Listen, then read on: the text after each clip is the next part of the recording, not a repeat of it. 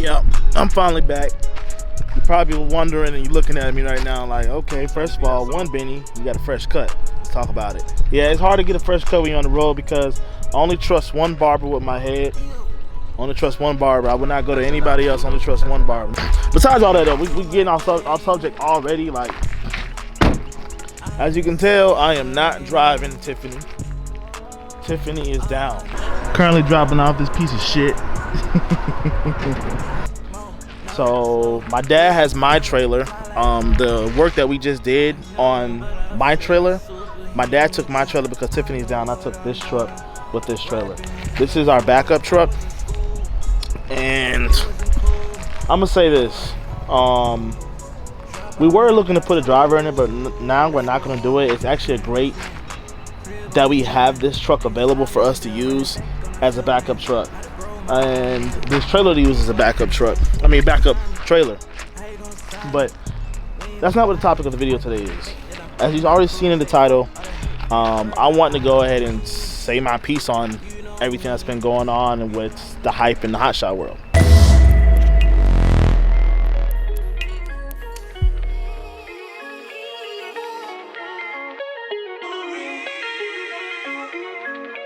A lot of people are getting out of the hot shots and they're going to semis. You got to give it to your boy Alex. He did a great video on this topic. It's true. No matter what you drive, box truck, reefer, hot shot, non-CDL hot shot, dry van, even if you do sprinter van locally, whatever you do, there is a niche for you in transportation. Transportation is always going to be here. It's never going anywhere else. It's always going to be here. Even when we step into that new age of electric cars and electric semi-trucks and all that, you're still going to need transportation until they invent teleporting. Don't worry about what everybody else is doing. Worry about you. If you can make money in hotshot, keep making money in hotshot. Because just like my father said, I know some semi-trucks, they kind of feel like it's not possible. But as you've seen, me and my dad alone made $17,000 in 1 week. That's just me and my dad alone. Now imagine what my man said, if you had like 10 trucks. If you had like 10 trucks, think about the money that you're making in that one particular week. And on top of that, your maintenance and everything else is cheaper. Everything to keep the hot shots running is cheaper. Now, everybody else is different. You know, some people already have CDLs, some people's insurances are different, some people's pockets are different. So I get it. You know, some of these people that you're seeing switching from hot shot or non-CDL hot shot or whatever and then going to semi trucks, you're probably wondering like, okay, maybe I need to do the same thing. There's not enough money in here. You guys, in hot shot, like any other business out there, there's a slow season. Okay, there are some businesses out there that just doesn't have a slow season, but there is a slow season in hot shot. There's a slow season in trucking. I was on the phone with somebody that my dad knows, and he has his own semi truck, right? But he was telling us, he was like, I have 3 trailers. I got a flatbed, I got a dry van, and I got a reefer. He said sometimes you may catch, during a certain type of season, you may be able to haul flour throughout that whole entire season. Then he said you can go down to Florida, you can get produce out of Florida with a reefer and bring it back up during a certain time of a season. Then you could do flatbed for some time if you want. He got 3 different type of trailers all paid off. He got 1 semi truck, and that's all he do.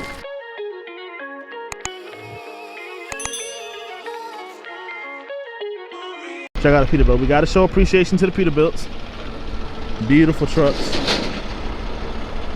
That is beautiful. Simply beautiful. Simply beautiful. Then you have me with a dent in my truck. But everybody is different. Now, the one thing I would say is that I feel like I'm completely different from everybody else. I know some people. There's some like, okay, there's a couple guys, I'm not gonna name you guys, I'm not gonna entertain the bull crap, but some of you guys like to just really nitnack at every single thing I say, every single thing I do in the comments, and that's just with anybody. Same thing with Toe Piglet, same thing with Load Miser, same thing with Hotshot Haven. Any of these other YouTubers, I guarantee they get the same amount of hate that I get, or maybe I just get it all. I don't know. I don't want to get a semi truck or particularly a Peterbilt like that because I think it's more money in it. Now, granted, we know that the possibilities of where it can take me, But I want to get a Peterbilt because like that, because I honestly am in love. I'm in love with trucking. It doesn't. Why you think I went to California? You think I went over there because I needed some dollars over there? No, I went to California because I like the land. I love America. You know, imagine being anywhere else. Like, I'm pretty sure they have transportation in other countries, of course, but come on, man, look at that Peterbilt over there, y'all. It doesn't get any better than that. I feel like a lot of people in this game, the reason why they're not successful, and I'm not talking about YouTubers, I'm just talking about the regular guys, like people like me who are small, or people like, you know, just anybody who's starting. You get into the game for the wrong reason. You're getting into the game because you think that, oh, he's making $5,000–$6,000 a week. I can make $5,000–$6,000 a week. And I get it. You don't get into no business unless you know the numbers, of course. But the main thing that drives me and my dad to the reason why we're so successful, we don't need no driver to drive our trucks or whatever, what have you. We have a love for this. We have a passion for it. When we first started, we didn't have to sleep in no truck together for a year. We didn't have to do that. We knew what the end game was. That's the end game. That's what we want. Not because it makes money, not because we're gonna be filthy rich. No, me and my dad say this all the time. We don't want 10 plus trucks. We just want 2 really nice, good trucks of our choosing that we really want, customized the way we want to be customized, and we will be happy for the rest of our lives. That's it. We have a love for it. It's a complete different feeling when you love this more than you just want to do it because, oh, I see profit, or I see money in it. Now I get it. Some people, you get into business, of course, you got to run the numbers. You got to make sure the numbers make sense. Find something you want to do.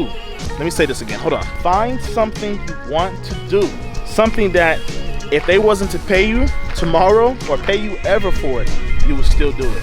I know some of y'all may think, boy, you crazy as hell. What you mean I'm gonna do this and I'm not getting paid for it? Exactly what I said. Find something you want to do. You want to do it so bad, you don't even care if you don't get paid for it. You do it for free. For instance, right? All these kids, when they start playing football in the NFL, right? They try to get to the NFL. They play football for free until they get to the NFL. So that's about 4 years in college. I think it's really 3. You can do 3. But basically, let's just say 4 years in college, 4 years in high school, and then of course you got your couple years. Sorry, we got the wind blowing. Of course, you got your couple years before middle school or before high school, right? So that's equivalent of what? 8 plus what? 3? Maybe 10 to 12 years you're playing football for free. Not making no money off. You could be the best quarterback, the best running back, the best wide receiver, the best cornerback in the game, in the world.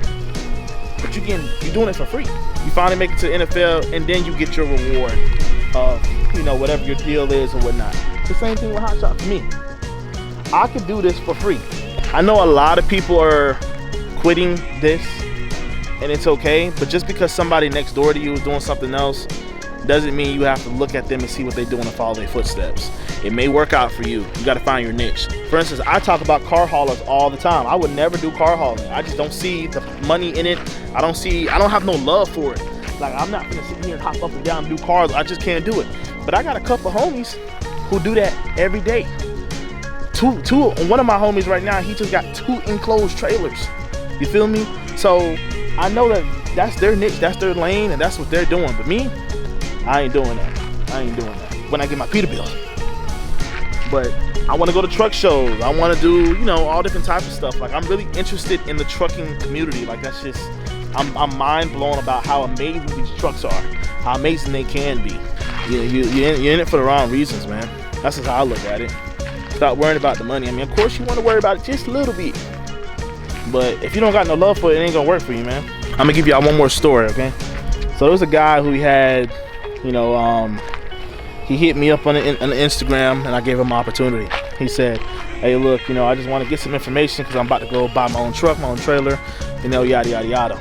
So I told him, I said, hey, man, don't do that. I said, right now, you know, we have an extra truck that we can use. It was really meant for our 3rd driver if we ever got one. Why don't you use the 3rd truck? It'll benefit us, and at the same time, it'll benefit you to see if you really want to do this. So he got into it. He drove for about a month. Good driver, by the way, you know, really good driver. He woke up at 5 o'clock in the morning, really did his thing. But he realized that the home time for me is not enough. You know, he said he came home, I remember he got home on Saturday morning or a Friday night. He left again Sunday morning. It's not enough. So you got to really want to do this, y'all. You got to really want to do this. When I hear people all the time say they got kids, they got this, I always tell them, man, hey man, I don't know if you're really gonna want to do this, because you're gonna be home, you know, like you're gonna be away from home. Like, this is really a working business. You can't be home. Like if you're think about it like this. If your tires are not moving, you're not making any money. You're not paying bills. You're not feeding nobody. So I realized, you know, I got a girlfriend, and I realized, I'm like, dude, I gotta suck it up. I gotta suck it up and be like, hey, look, baby, look, this is what we're gonna do, but it's not gonna be forever. You feel me? It's not gonna be forever. Stick with me right now through these next couple of years, and it's not gonna be forever. I promise you. I promise you, it's not gonna be forever. So she's still with me. She's still with me. We still love each other. You know, of course, I can choose my schedule, but I love being on the road. I love it. I'm out here right now. I was home for a few days because of my anniversary, but look where I'm at now.